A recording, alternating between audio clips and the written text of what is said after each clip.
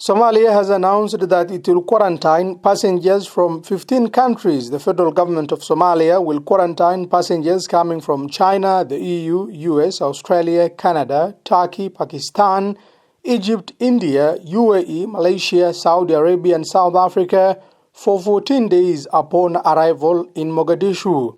The Ministry of Health said the travelers will undergo mandatory 2 weeks coronavirus screening a day after the country lifted 2 days ban on international flights coming to Somalia. A statement from Somalia's health ministry said, and I quote, "The Ministry of Health urges passengers at entry points to follow the instructions of the health professionals." Meanwhile, Somalis coming from other countries not included in the list have been advised to self-quarantine themselves as the virus has become pandemic, affecting almost 2/3 countries around the world.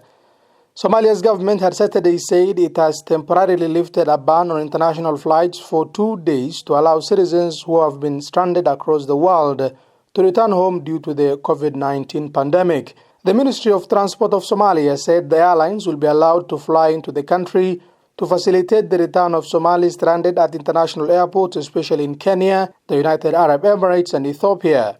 The latest move comes after the government on Tuesday announced measures including shutting down all learning institutions, banning international flights and large social gatherings for 2 weeks to help reduce the potential spread of the deadly virus. The Horn of Africa nation has so far confirmed one COVID-19 case in the country. Some 10 people have been quarantined after arriving from countries that have been ravaged by the virus. Somalia has said that the government will embark on tracing people who traveled with the patient on the same flight.